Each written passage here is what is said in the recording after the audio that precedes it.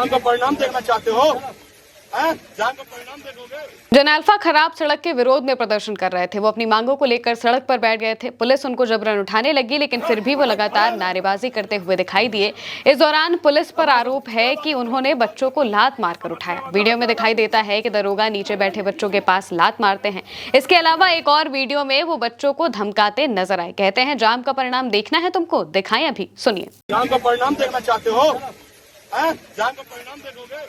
तुम तो पढ़ते भी नहीं हो।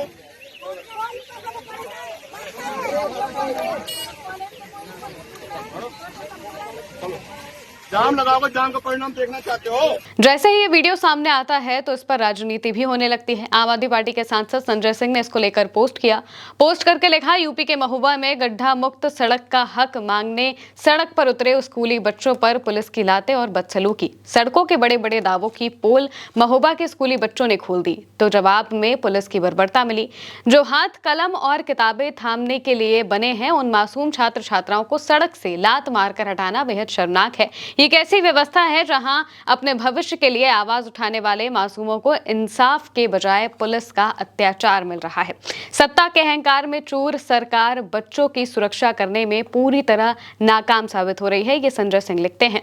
इसके अलावा जो बच्चे हैं, ये भी कहा जा रहा है कि पुलिस ने बच्चों को लात नहीं मारी, बल्कि बच्चे क्योंकि लकड़ी लेकर सड़क पर बैठ गए थे, जाम लगा दिया था, तो वो उस लकड़ी को हटा रहे थे जो कि बच्चों के पास में रखी हुई थी। लेकिन फिर भी आरोप लग रहे हैं कि जबरदस्ती बच्चों को धमकाकर और जबरन उन्हें वहां से उठाया जाता है। दरअसल महोबा में खराब सड़क और जलभराव से रायपुरा कला गांव के जो स्कूली बच्चे हैं वो काफी परेशान थे। इस वजह से वो झांसी मिर्जापुर हाईवे पर जाम लगा देते हैं। करीब 3 घंटे तक चले प्रदर्शन की वजह से हाईवे पर वाहनों की लंबी कतार लग जाती है।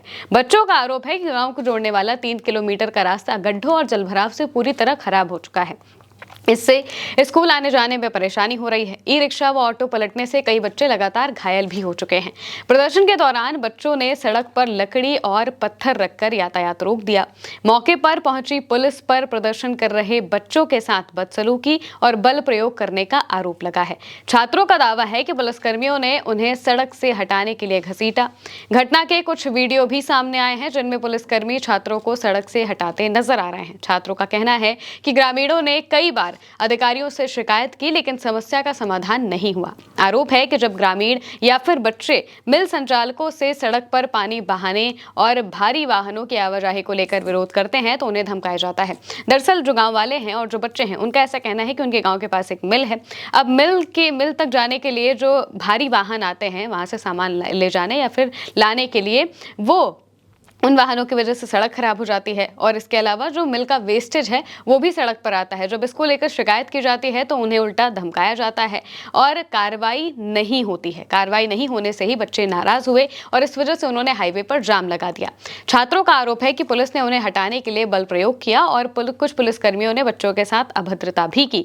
छात्राओं को उनके माता पिता के खिलाफ कार्रवाई और लाठीचार्ज की धमकी दिए जाने का भी आरोप है। वीडियो में भी नजर आता है कि किस तरीके से जो पुलिस वाले हैं, जितने मेल छात्र हैं, यानी कि जितने लड़के हैं, उन सबको जबरदस्ती पकड़ कर उठाते हुए, खींचते हुए, घसीटते हुए दिखाई देती है, एक साइड में करती है। जो छात्राएं हैं वो इस वक्त आगे आ जाती हैं और एक पूरी चेन बनाकर वो खड़ी हो जाती हैं बीच सड़क पर। जब पुलिस वाले उनसे रिक्वेस्ट करने की कोशिश करते हैं, उनसे कहते हैं कि बेटा तुम लोग मेरी बात मानो, यहाँ से हट जाओ, इस तरीके से जाम मत लगाओ, तुम्हारी बातें सुनी जाएंगी।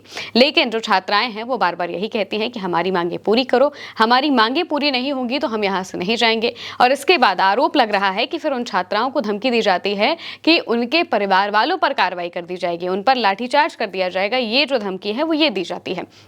इसके अलावा प्रदर्शन से जुड़े वीडियोस में नजर आता है कि किस तरीके से जो पुलिस है वो छात्रों को हटाने की कोशिश कर रही है। हालांकि वीडियो के सामने आने के बाद पुलिस की ओर से इस बारे में कोई खास प्रतिक्रिया नहीं दी है।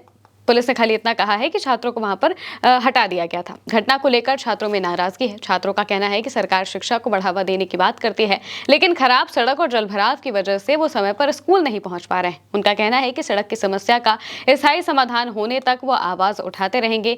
मौके पर तहसीलदार भी पहुंचे थे, जिन्होंने छात्रों से, ग्रामीणों से बातचीत की, उनकी समस्या को सुना और उन्होंने मामले को संबंधित विभाग तक पहुंचाकर सड़क की स्थिति सुधारने और जल्द निर्माण कराने का आश्वासन दिया है। इसके बाद प्रदर्शन को खत्म खत्म कराया गया और हाईवे पर यातायात बहाल हो सका।